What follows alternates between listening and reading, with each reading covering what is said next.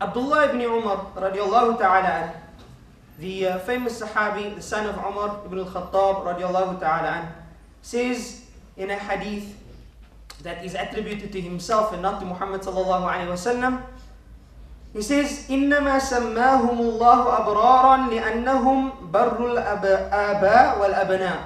In the Quran, Allah refers to people of Jannah as Abrar, the righteous. And he says the reason why Allah refers to them as such is because of how they treated their parents and how they treated their children. And Allah Ta'ala says, كَمَا أَنَّ لِوَالِدِكَ عَلَيْكَ حَقًّا كَذَلِكَ لِوَلَدِكَ عَلَيْكَ حَقًّا. Just like your father and mother has a right over you, so too your son and your daughter has a right over you. Nabi Muhammad sallallahu alayhi wa ala alihi wa sallam, in a famous narration that is reported in the Sahih of Imam Muslim, he says sallallahu alayhi wa sallam within the hadith, وَإِنَّ لِوَلَدِكَ عَلَيْكَ حَقًّا. And certainly for your child there is a right over you. So again, we have discussed the rights of children to their parents and how the children should treat their parents. Today we're looking at the other side of the coin. What exactly are the rights of the children over their parents? What right does your child have over you? To begin, bi'idhnillah ta'ala, some of these rights, amazingly, begin before the child is even thought of, before the child is conceived or even near to conception. And that is the first right that our children have over us, is that we find good spouses. The first right that our child has over us is that we as men, that we find good wives to raise our children. And that women, that you take good husbands to raise your children.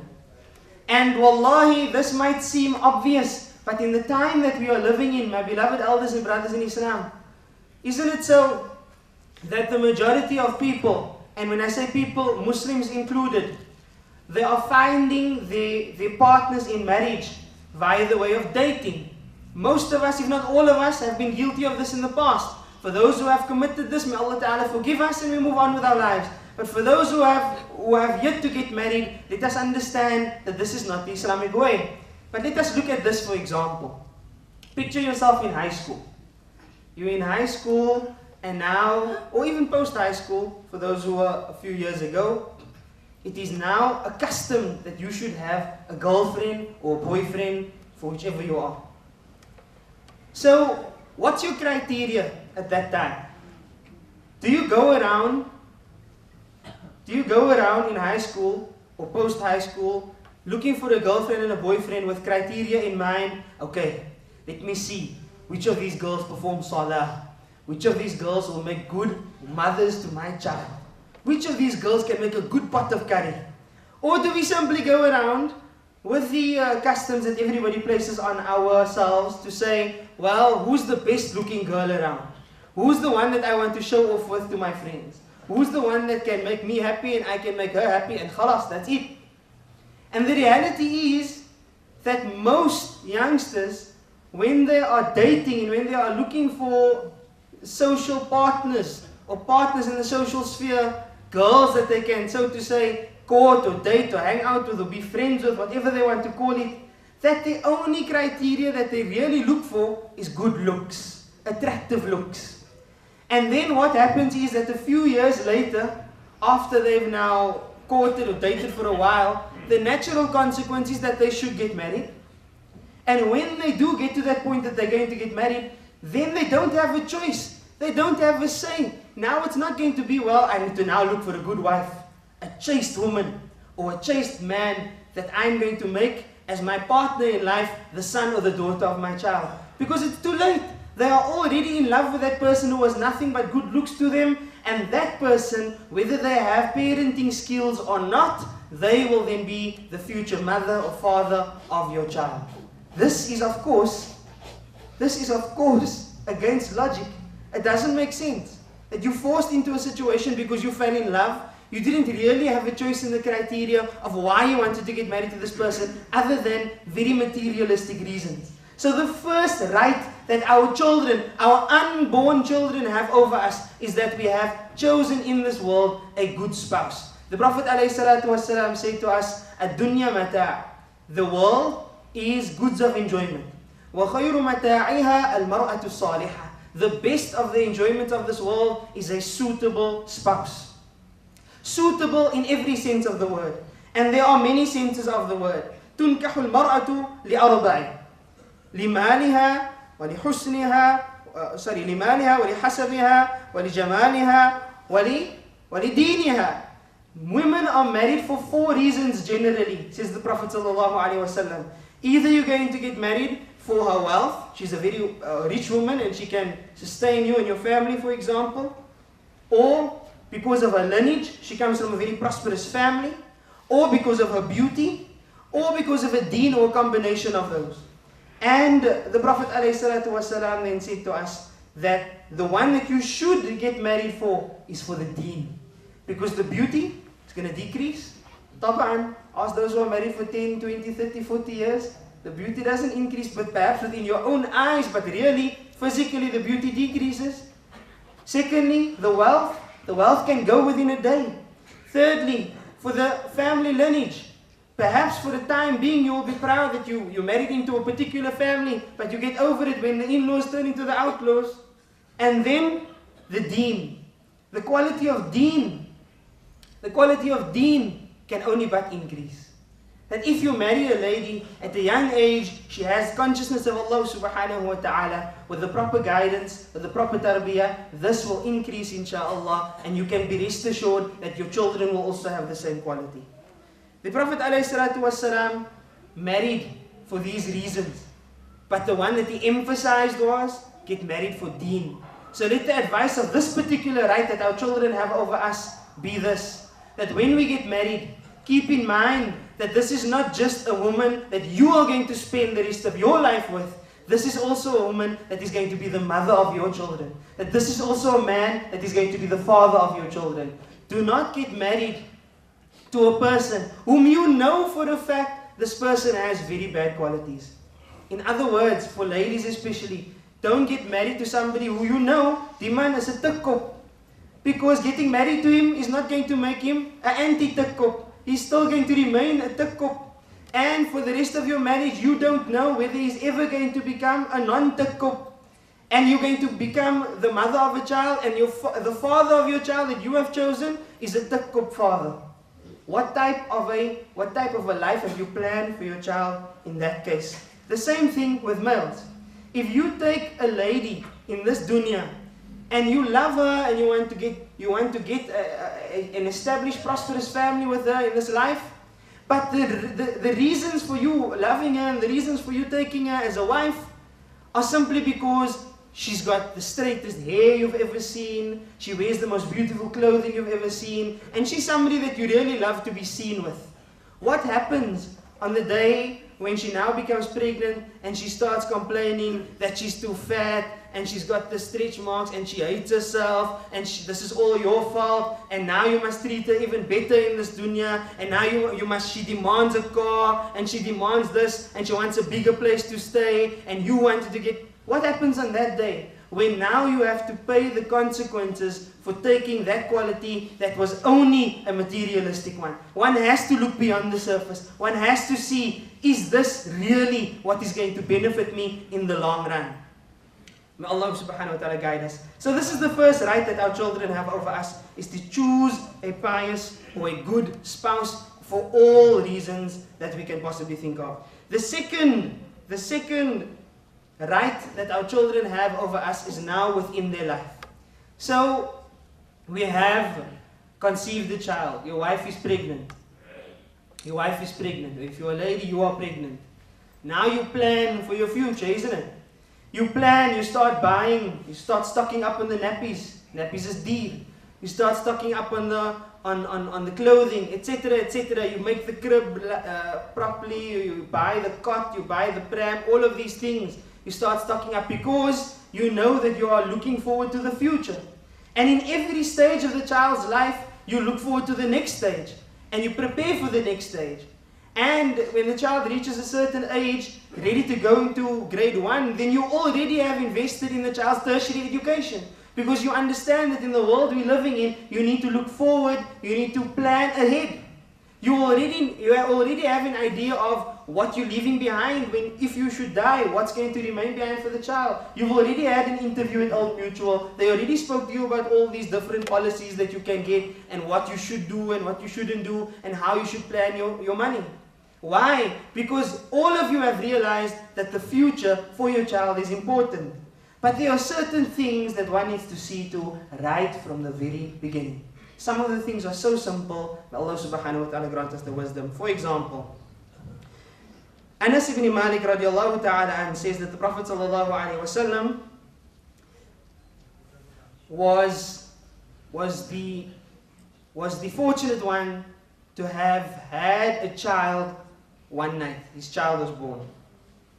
And he named his child Ibrahim. And this sunnah of the Prophet ﷺ for naming his child Ibrahim wasn't just haphazard. He likes the name Ibrahim, so he named the child Ibrahim. This sunnah is another right that our children have over us. The right of ourselves choosing a good name for our child.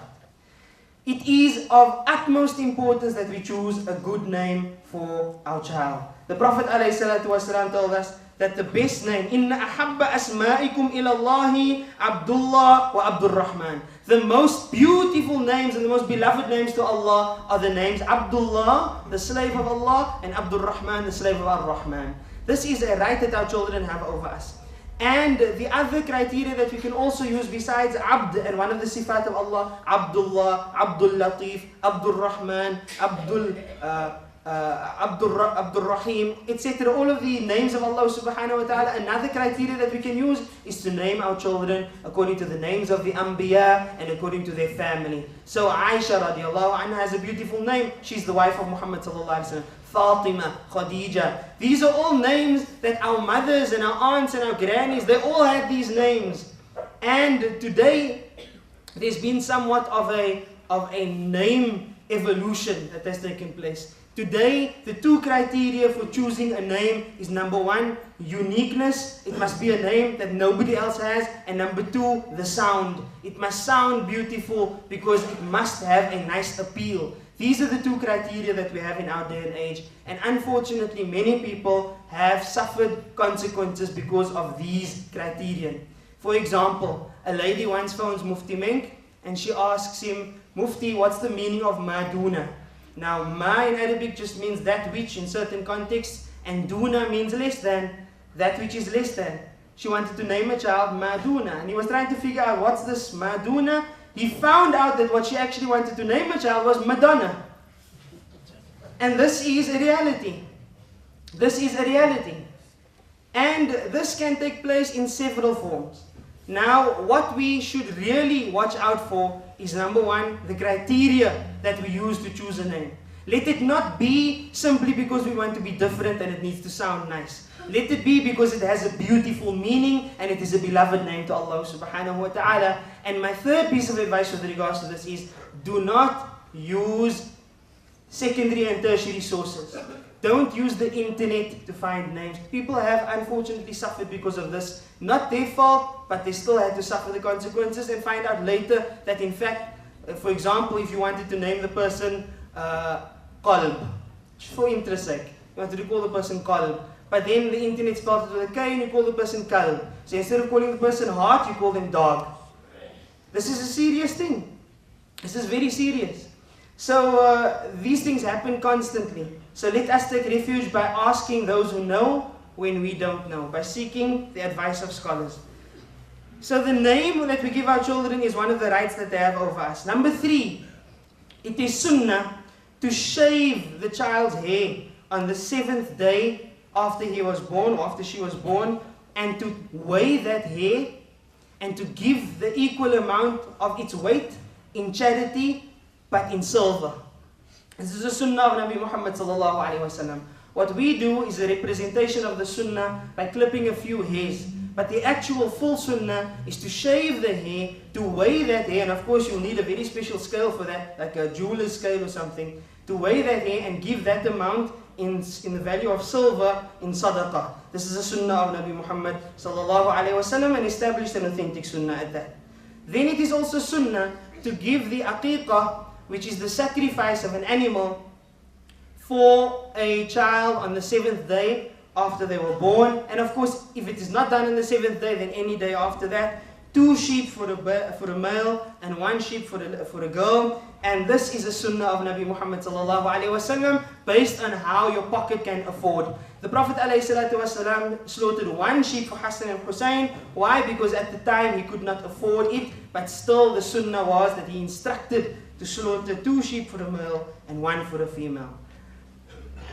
Then another sunnah, and in fact fard in terms of our fiqh, is the circumcision of children. The circumcision is something that is very important in the deen of Islam. It is a sunnah not only of Muhammad sallallahu alaihi wasallam, but it is a practice of Islam through all the Anbiya, and it is something that we should not neglect. The Prophet sallallahu alaihi wasallam called it from the fitrah. It is part of the natural disposition of each and every one of us. The Prophet ﷺ instructed us that we are responsible for our flock. So all of these duties that I am mentioning, we stand responsible for that, not the children. May Allah subhanahu wa ta'ala grant us guidance. Then Jamaatul Muslimin, when it comes to the education of our children and the upbringing of our children, كُلُّكُمْ رَاعٍ وَكُلُّكُمْ مَسْئُولٌ عَنْ رَعِيَّتِهِ. Each and every one of you are shepherds, and each and every one of you are responsible for his or her flock. Often in this day and age, we leave it up to the television, we leave it up to the nanny, we leave it up to the grandparents, we leave it up to everyone else to see to the upbringing of our children. We leave it up to, CBBS, and all these children's cartoons and so forth. Put the child in front of the television, switch it on, and then go for it. Grow up, my boy, grow up, my girl, into a good pious Muslim. This is not what was intended. What was intended in this deen of Islam, in the way Muhammad sallallahu alaihi wasallam reared his children, was that his wives would raise them in a way that they are brought up in this world with good Islamic values, and that the parents should be responsible for these Islamic values. That the father teaches the child the skills that the father is equipped with, and the mother teaches the child the skills that the mother is equipped with. Now, of course, if the mother doesn't have the skills of good Islamic values, then the child won't have the skills of good Islamic values. And if the father is not a good imam in the home, then the child will not have been led by a good imam, and hence the child will also be as astray as the parents. May Allah subhanahu wa ta'ala guide us. This is very, very important. Because we can't wake up when they turn 13, 14, 15, 16, 17, 18. Then they start to rebel, and they go on tik, and they go on heroin, and they run away from home, and they make a girl pregnant, or they fall pregnant if they are girls, and they want nothing to do with the parents, and they disrespect you, and then you say, what went wrong? Nabi Muhammad sallallahu alaihi wasallam informed us and instructed us that our responsibility does not start when they start becoming naughty or when they start becoming disobedient. His instruction to us was, "Muru awladakum bis salati wa hum abna'u 7 sinin, wadribuhum 'alayha wa hum abna'u 10 sinin, wa farriqu baynahum fil madaji'." You don't even start when they become mukallaf.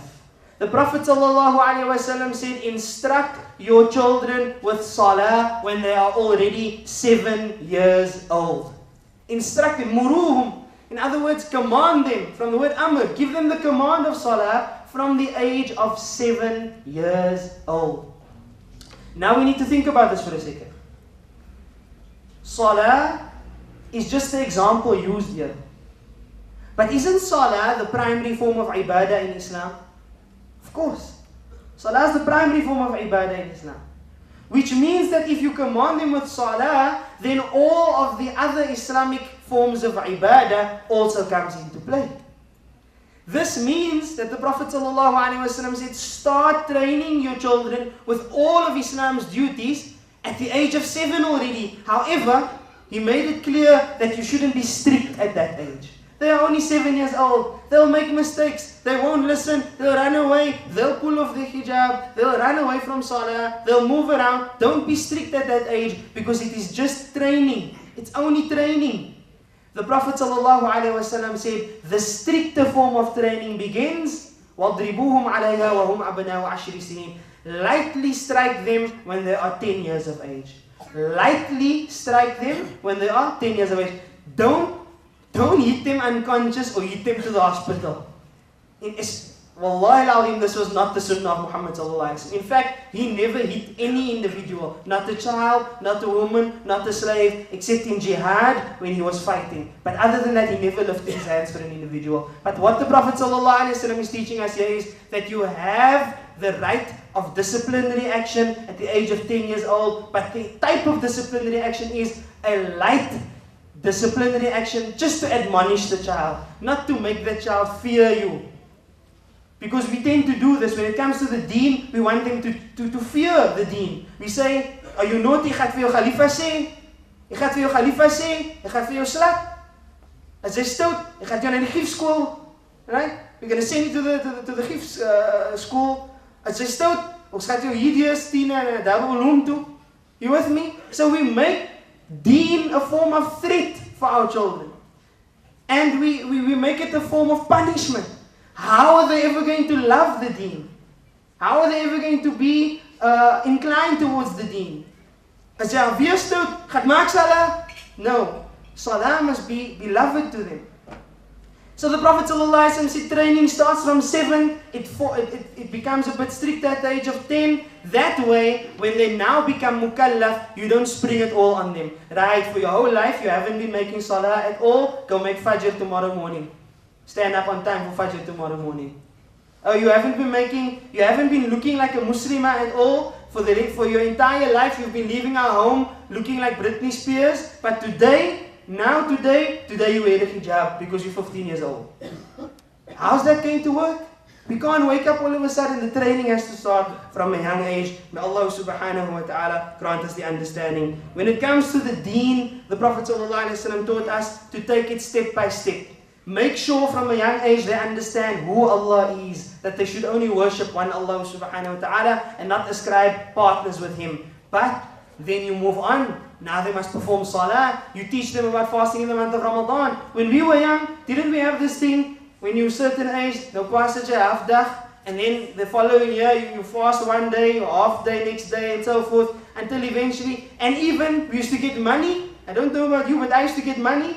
For every day you fast and crazy 2 rand or 5 rand, whatever the case might be. I'm sure the price went up these days. But you fast and then you get rewarded for it by your parents because it is an example that my child, when you eventually mature enough, you will understand that your reward is with Allah and that 5 rand is actually nothing. What Allah is going to give you is much, much greater in reward. So this is how we train our children, and we can do the same with salah, we can do the same with the other laws of Islam. May Allah subhanahu wa ta'ala grant us the understanding. But it is important that we take responsibility. It is the parents' duty to teach the child good manners. It is the parents' duty to teach the child good akhlaq.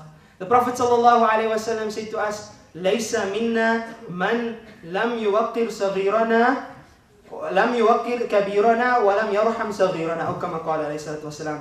He is not of my ummah, the one who doesn't respect the elderly, he doesn't have respect for the senior members of society, and he doesn't show mercy to the young children. He's not of my ummah.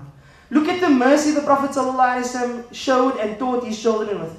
He used to lead the salah, and Hassan and Hussein, his grandsons, used to jump on his back. And Rasulullah ﷺ would refuse to get up from sujood until they finished playing on his back, because he didn't want to disturb them. The Sahaba were amazed. How is he staying in sujood for so long? How is this? And then he told them, no, Hassan and Hussein were busy riding on my back. I didn't want to disturb them. Okay? This is the Prophet ﷺ. Another report is that the Prophet ﷺ used to shorten the fard salahs in jama'ah. He used to make it short. Why?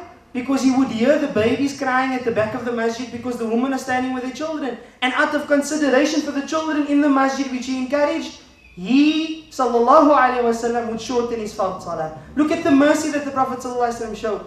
On one incident, Hassan and Hussein comes running and he picks them up and he kisses them. And one Bedouin is sitting there and he looks strangely at the Prophet ﷺ. You know, wat soen sy jou kinders? Sy sê, "Ma." You know, he's perplexed. What is this, kissing your children? This is not the action of a man. The Prophet ﷺ says, I can't help it if Allah took rahmah out of your heart. You would hate and dread the sight of your son or your beloved daughter walking straight into a car accident or into a gang fight or into a rehab facility because of drugs. What would you possibly feel in your heart out of seeing them walk into the fires of Jahannam? May Allah save us. It is not enough to say, well, they do their own thing. They must stand for their own burden. Hulle is maar nog jong. You know? Inshallah, hulle sal regkom. It's not enough. We need to take the bull by the horns and understand that we're living in dangerous times, and that means that we need to take serious action. We need to take serious action. May Allah subhanahu wa ta'ala grant us that guidance, inshallah. May He grant us the ability to raise our children, and if we haven't been doing that, to start from today to make things right, inshallah. To make sure that if tomorrow they leave this dunya, and you did your duty by giving them a proper upbringing of Islam, and a proper exposure to Islam, and a proper guiding hand into the deen of Islam. May Allah subhanahu wa ta'ala grant us that, Jama'at al-Muslimin. Let me end off on this point. Somebody asked me recently, what's going to happen on the day of Qiyamah? Say now, you were a good person. Inshallah, may Allah grant us to be good people. And you go to Jannah. And Allah says He will give you anything in Jannah. But, this person had a concern, but your child isn't a good person. Your child is murtad. Or your child is now a homosexual. Or your child has completely astray from the deen. He never makes salah, she never makes salah, she's on drugs and all of these things. What then? Because on the day of Qiyamah, surely you can get whatever you want in Jannah, but if somebody must go to Jahannam, they must go to Jahannam. So, what if you want that person to be in Jannah? And this is a good question. My answer to this person was that, look, Allah says, وَلَكُمْ فِيهَا مَا تَشْتَهِي أَنفُسُكُمْ. In Jannah you will get whatever your souls desire. So by necessity, whatever you want, you must get it. That means that Allah will take that desire out of your heart. يَوْمَ يَفِرُّ الْمَرْءُ مِنْ أَخِيهِ. A day when a person will run away from his brother, وَأُمِّهِ وَأَبِيهِ, from his mother and from his father, وَصَاحِبَتِهِ وَبَنِيهِ, from his wife and from his child. Everybody will be on their own. If you had a relationship with somebody but that person is destined to Jahannam, you won't even know that you had a relationship with that person, because that person must go and burn in Jahannam. Allahu Akbar. Allah save us. But as for those, this is the beautiful part. وَالَّذِينَ آمَنُوا, says Allah. Those who believe. وَاتَّبَعَتْهُمْ ذُرِّيَّتُهُمْ بِإِيمَانٍ. And their children follow them in their footsteps, in Iman, and in actions of Iman. أَلْحَقَنَا بِهِمْ ذُرِّيَّتَهُمْ. We will join them with their progeny in Jannah. We will join them with their children in Jannah. So they will still be united as a family in Jannah. Why? Because they were bonded not by blood, because that means nothing on that day. They were bonded by Iman and the actions of a true believer. May Allah Ta'ala grant us guidance. Wa sallallahu ala Sayyidina Muhammad subhanallah wa bihamdi subhanakallahumma wa bihamdik nashhadu an la ilaha illa anta nastaghfiruka wa natubu ilayk. تبسم وخل الهموم وخل الغموم وخل الضجر.